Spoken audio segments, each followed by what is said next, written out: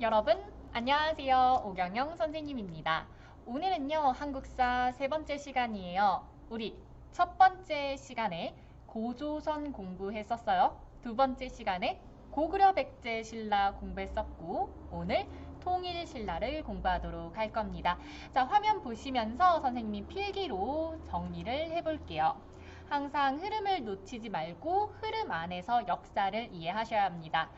첫 번째로 고조선은 당군왕검이 세운 우리나라 최초의 국가죠. 그래서 8개의 법이 있었고 그중에 우리가 3개의 법을 통해서 고조선이라는 나라 굉장히 엄격하구나, 화폐가 있었구나, 신분제도가 있었구나, 개인의 재산이 있었구나 등등을 추측할 수가 있었어요. 자, 고조선이 멸망을 하고 삼국시대가 열려요. 고구려, 백제, 신라. 자, 고구려 지도에서 위쪽에 있죠. 그리고 백제가 어디 있죠? 자, 여기 있어요. 여기. 지금 여러분이 보이는 위치에서 선생님이 좌우 바꿔서 설명을 하고 있어요. 자, 여기에 백제 있고, 그리고 여기에 신라가 있었어요. 이렇게 세 나라의 시기를 우리는 삼국시대라고 하지요. 삼국시대라는 말 많이 들어보셨죠? 세 개의 국가가 있었던 시대다라고 해서 삼국시대라고 해요. 각각의 우리 특징을 한번 정리를 해볼까요? 백제. 백제는 가장 먼저 전성기를 맞이했어요. 한강 유역에서 시작을 했기 때문이고, 그래서 위, 아래로 이렇게 땅을 넓히면서 성장한 국가입니다. 그리고 이제 백제가 전성기를 잃어갈 때쯤 고구려가 전성기를 맞습니다. 자, 광개토대왕은 엄청나게 많은 영역을 이렇게 펼쳐 나가면서 땅을 가지면서 크게 성장을 합니다. 광개토대왕 릉비에 자세히 나와 있고요. 광개토대왕의 아들 장수왕은 이제 수도를 밑으로 남쪽으로 옮기면서 더 남쪽으로 이렇게 영토를 확장하려고 해요. 자, 얼마나 백제와 신라가 힘들었을까요? 자, 그때쯤 이제 그렇지만 고구려도 영원한 건 없고 이제 힘을 잃어가고 마지막으로 신라가 전성기를 맞습니다. 네, 신라는 이제 백제와 힘을 합쳐서 고구려를 밀어내고 한강을 차지하게 되는데요. 그리고 한강을 가지고 백제랑 싸우다가 이겨서 결국 한강을 차지하며 마지막에 한강을 차지하며 마지막으로 전성기를 맞습니다. 자, 신라가 어느 정도로 영토를 확장했는지는 진흥왕 순수비에 나와 있었어요. 자, 이렇게 6세기경 신라가 전성기를 맞이하고 결국 신라가 삼국을 통일합니다. 자, 이것을 그려서 우리는 삼국통일이라고 하는데요. 자, 통일신라라고 합니다. 그냥 신라가 아니라 이때는 우리가 좀 구분을 짓기 위해서 신라가 통일을 했기 때문에 삼국을 통일했기 때문에 통일신라라고 합니다. 그러면 선생님 여기에는 한일 일국시대인가요? 라고 할 수가 있는데요. 자, 지금 우리 여기 지금 여기에 신라가 통일을 해서 통일신라가 되었죠. 그런데 고구려, 백제 그 중에서 고구려를 이은 나라가 하나 세워져요. 그게 바로 고구려를 이은 나라가 세워지는데 그게 바로 발해입니다. 발해. 선생님이 이따가 교과서 수업하면서 더 자세히 설명할 거예요. 여기 위쪽 부분에 발해라는 나라가 세워지거든요. 고구려를 계승한 국가예요. 자, 고구려를 계승한 국가예요. 신라가 삼국을 통일했지만 고구려의 유민을 모아서 세운 국가가 발해이기 때문에 통일신라 그리고 발해 이렇게 한반도에서 우리나라에 이런 나라 두 개의 나라가 있는데요. 이것을 이국시대가 아니라 남쪽에는 통일신라, 북쪽에는 발해, 남쪽, 북쪽에 나라가 있다라고 해서 이것을 우리는 이렇게 이야기를 합니다. 남쪽, 북쪽에 국가가 있어요. 남북국 시대라고 이야기를 해요. 그래서 오늘은 선생님이랑 같이 바로 이 부분, 통일신라와 발해 부분을 해볼 거예요. 신라의 삼국 통일 과정과 발해의 성립과 발전 과정을 알아볼 거예요. 남쪽의 신라, 그리고 북쪽의 발해, 남북국 시대를 공부해 보도록 하겠습니다. 자, 지금 이 내용이 이해가 안 되신다면요. 오늘 배운 내용 듣고 나서 다시 한번 생각을 해보세요. 자, 그러면 하나하나 같이 읽어가 볼까요? 자, 신라의 김춘추, 우리 밑줄 그어볼까요? 신라의 김춘추, 신라의 김춘추. 선생님은 초록색으로 밑줄을 그어볼게요. 자, 김춘추인데요. 무열왕이에요. 무열왕은, 신라의 무열왕은 당과 동맹을 맺고 왕위에 오른 뒤 백제를 멸망시켰대요. 그러면 이거는 이런 식으로 이해를 할 수가 있을 것 같은데, 자, 무열왕과 당이 동맹을 맺어서 어떻게 했어요? 이 둘이 백제를 멸망시켰죠. 선생님처럼 교과서에 필기를 하면 좋을 것 같아요. 그 다음에 김춘추, 무열왕의 뒤를 이어서 왕이 된 문무왕도 역시나 당과 함께 이번에는 고구려를 멸망시켰대요. 백제 멸망시켜, 그 다음에 고구려 멸망시킨 거예요. 자, 또 이렇게 표시를 해봅시다. 문무왕은 당과 힘을 합쳐서 이번에는 고구려를 멸망시켰어요. 그렇죠? 그래서 신라의 병합된 가야의 왕족 출신인 김유신도요. 김유신이라는 사람도 주목해야 합니다. 무열왕, 문무왕을 도와서 삼국 통일에 앞장섰대요. 자, 이렇게 신라가 당과 힘을 합쳐서 백제 멸망시키고 고구려 멸망시켰어요. 그러면 이게 바로 삼국 통일이 되겠죠. 그래서 삼국을 통일하게 됩니다. 자, 삼국 통일. 삼국 통일인데요. 그냥 삼국 통일이 아니라 우선 여기 그 과정을 살펴볼게요. 자, 백제와 고구려가 멸망했어요. 그러면 삼국 통일이 아니에요. 왜냐하면 자, 당이요. 한반도 전체를 신라와 한 팀인 줄 알았는데 보니까 한반도 전체를 집어삼키려고 했던 거예요. 그래서 당은 동맹을 깨고 한반도 전체를 차지하려고 했어요. 그래서 신라는 당을 상대로 전쟁을 일으켰죠. 이건 아닌데 하고 전쟁을 일으켜서 승리했어요. 자, 이렇게 해서 무열왕 뒤를 이은 마지막 이제 문무왕이 신라를 삼국 통일했다라고 할 수가 있겠어요. 자, 그러면 정리를 해볼게요. 항상 정리하면서 넘어가야 돼요. 자, 신라의 누구죠? 우리 무열왕이 신라의 무열왕이 당과 합쳐서 어디를? 백제를 멸망시켰어요. 백제를 아웃시켰어요. 자, 이렇게. 그 다음에 문무왕, 그 뒤를 이은 문무왕이요. 자, 문무왕이 또 당과 힘을 합쳐서 고구려를, 그 컸던 고구려, 대구였던 고구려를 멸망시켰어요. 그래서 이제 삼국을 통일하나 봤더니 이번에는 문무왕 때예요.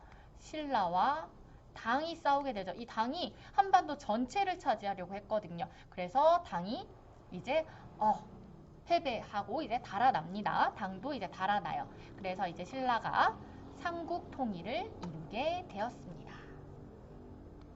삼국, 오늘의 가장 핵심 단어죠. 삼국 통일을 이루게 되었습니다. 지금 여기 교과서를 좀 더 자세히 살펴보도록 할게요. 자, 이렇게요. 네, 이렇게 살펴보도록 하겠습니다. 지금 보시면요. 백제가 멸망했어요. 백제가 멸망을 했죠. 무열왕 때 당과 힘을 합쳐서 멸망했고, 그 다음 문무왕 때 또 당과 힘을 합쳐서 8년 만에 또 이제 고구려가 멸망했어요. 선생님이 이렇게 빨리빨리 정리한다고 해서 역사 속의 사건이 뭐 하루 이틀 사이에 일어난 건 아니에요. 지금 무열왕이 당과 힘을 합쳐서 백제를 멸망시킨 6년 뒤에 고구려가 멸망했잖아요. 그러니까 선생님이 굉장히 역사를 압축하고 또 압축해서 이야기를 하고 있는 겁니다. 자, 그리고 나서 이제 신라와 당이 이렇게 겨루게 되는데요. 지금 당은 계속해서 이렇게 내려오고 있죠. 우리나라를 다 차지하기 위해서. 신라는 어때요? 당을 막기 위해서 계속해서 올라가면서 전투를 벌입니다. 그래서 나당, 신라와 당이 서로 싸운 곳들이 이렇게 표시가 되어 있고 우리 신라가 이겨서 삼국을 통일하게 되는데요. 이렇게 노란색으로 표시된 이 부분이 삼국 통일로 이루어진 우리 통일 신라의 영역입니다. 자, 이걸 보시고 어떤 친구는 선생님 원래는 고구려 땅 이렇게까지 아닌가요? 그런데 왜 갑자기 삼국을 통일하니까 반토막이 났나요? 라고 할 수 있어요. 그 이유는 우리가 지금 생각을 해 볼 수가 있는 게 신라 혼자서 백제를 무너뜨리고 고구려를 무너뜨리고 해서 삼국 통일을 했으면 여기 영역 전체가 다 한반도였겠지만 보시면요. 당의 힘을 빌려서 그리고 또 당의 힘을 빌려서 그리고 마지막에 당과도 싸웠죠. 그러니까 우리가 어떻게 보면 반토막이 났다고도 볼 수가 있어요. 항상 역사적 사실은 긍정적으로 볼 수도 있고 부정적으로 해석을 할 수도 있는데요. 지금 이 신라의 삼국통일도 굉장한 성과죠. 삼국시대가 통일되었다. 하나로 합쳐졌다라는 중요한 의미도 담고 있지만요. 자, 드디어 통일이 되었다라는 굉장히 큰 뜻도 갖고 있지만 한편으로는 통일이 되었다는 점도 갖고 있지만 한편으로는 아쉬운 점이 약간 절반이 되었다. 반이 된 영토라고 할까요? 반이 된 한반도라고 할까요? 네, 이런 아쉬운 점도 있는 거지요. 그렇죠? 그래서 항상 역사적 사실을 긍정적으로 또는 부정적으로 여러 가지로 다각도로 해석을 할 수 있어야 되는 거예요. 자, 이렇게 해서 신라가 삼국을 통일하는 과정을 살펴보았습니다. 자, 여기 무열왕 때 당과 힘을 합쳐서 백제 멸망, 8년 뒤에 문무왕 때 당과 힘을 합쳐서 고구려 멸망. 그런데 당이 우리 편, 나를 도와주는 줄 알았는데 오히려 한반도 전체를 위협하고 있었어요. 신라가 당과 싸워서 이겨서 이제 결국 삼국을 통일하게 되는 겁니다. 이거 다 문무왕 때 일어난 사실이에요. 문무왕 때. 자, 문무왕 때 삼국 통일을 이루게 됩니다. 다음 페이지는 드디어 발해가 나옵니다. 선생님 여기 선생님 아까 아쉽다고 한 이 부분 있죠? 이 부분이 원래 고구려의 영토였죠. 그 부분이었죠. 그래서 고구려를 계승한 발해라는 나라가 이렇게 세워지게 되는데요. 네, 발해까지 보도록 하겠습니다. 대조영이라는 사람은 고구려의 유민이래요. 그러니까 고구려의 유민, 여기에 살고 있었던 사람이에요. 그런데 갑자기 고구려 사람이었는데 삼국이 통일되고 이런 과정 속에서 갑자기 나라가 없어진 거야. 나는 한반도, 여기 사람인데 갑자기 이 땅은 우리 땅이 아니라는 거죠.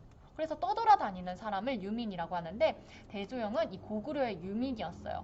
그래서 당이 정치적으로 어려운 틈을 타서 이제 당도 영원한 건 없죠. 혼란스러웠을 거 아니에요. 막강했던 당도 혼란스러웠는데 고구려 유민과 말갈족, 이쪽에 있는 여기 말갈이 있죠. 그래서 말갈족을 이끌고 스스로 고왕이라고 칭하며 발해를 세웠대요. 자, 우리 이거 정리를 해볼게요. 자, 누가 대조영이라는 사람이 선생님 새로운 단어, 새로운 인물이 너무 많이 나와요. 이거 다 외워야 하나요? 외우면 좋겠지만 우리 처음에는 그냥 훑어보기로 했었죠. 그러니까 누군가가 고구려를 계승한 발해를 세웠다더라. 이 정도.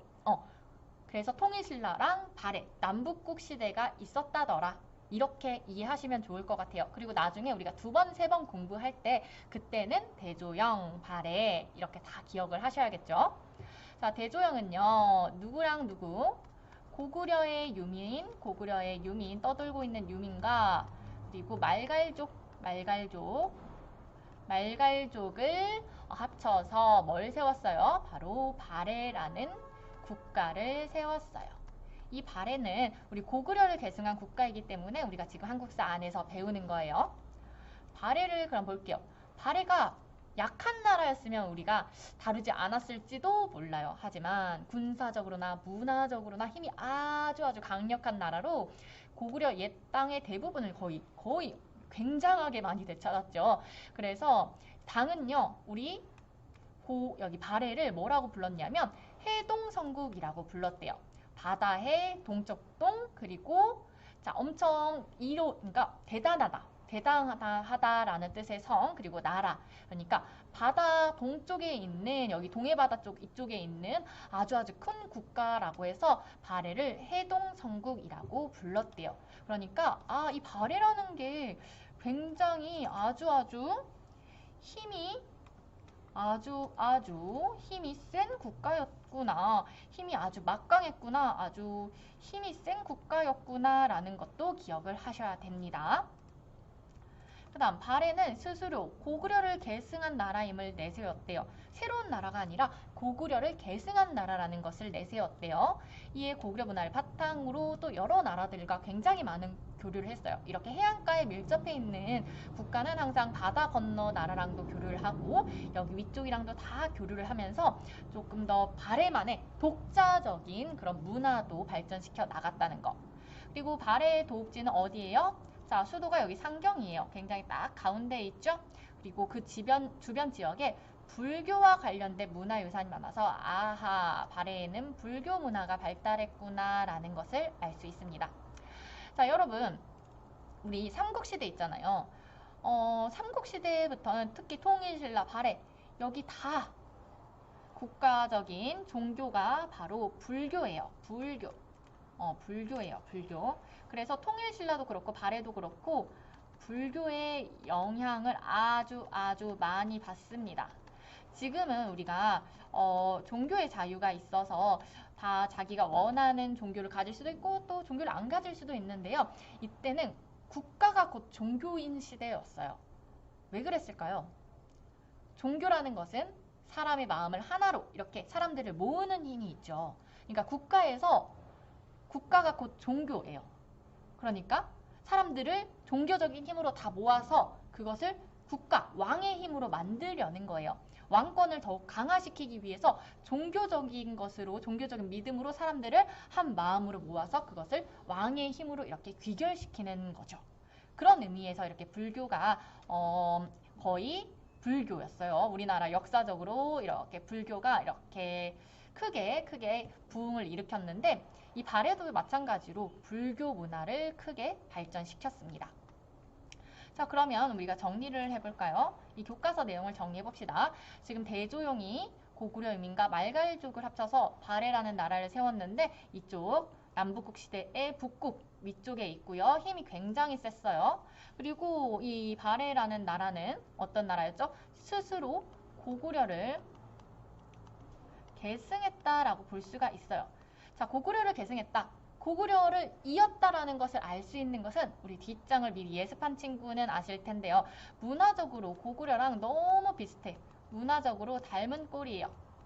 뭐 먹고 자고 입고 뭐 생활하고 이런 거 다 닮은 꼴이고 또 자칭 스스로를 또는 타칭 자칭 타칭 선생님이 여기다 써보겠습니다.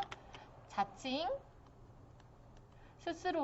발해가 스스로를 고구려를 이었다라고 얘기를 하기도 하고 또는 타칭 누군가가 발해를 말할 때 아 거기 고구려야 옛날 고구려 지금도 뭐 고구려지 이렇게 자칭 타칭 고구려라는 거죠. 자칭 타칭으로 스스로를 고구려라고 했다라는 거예요. 그러니까 발해가 우리나라죠. 그렇죠? 그리고 여기는 발해 역시 불교 문화가 굉장히 많이 발달을 한 나라입니다. 지금 보세요. 발해에 여기 석등만 봐도 이거 불교 절에 있는 거거든요. 그래서 이런 유물만 보더라도 아, 그 시대에 불교가 굉장히 또 이렇게 성장했구나 라는 것을 알 수 있습니다. 자, 여기 뒤에 이어서 볼게요. 지금 고구려와 발해 문화가 왜 닮았다고 자꾸 이야기를 하는지가 나와 있어요. 보세요. 고구려의 기와의 영꽃 무늬, 발해 기와는 우리 집이죠. 집에 있는 기와의 그 벽돌의 무늬가 이렇게 똑같습니다. 그러니까 그대로 가져온 거예요. 문화를. 그 다음에 고구려의 치미, 발해의 치미 역시 이렇게 건물의 지붕 끝머리에 있는 장식인데요. 이렇게 뭔가 집을 만들 때의 이런 기와의 무늬, 모양이 똑같아. 그러니까 문화가 그대로 왔다. 고구려는 발해로 이렇게 이어졌다라고 얘기를 할 수가 있는 거죠.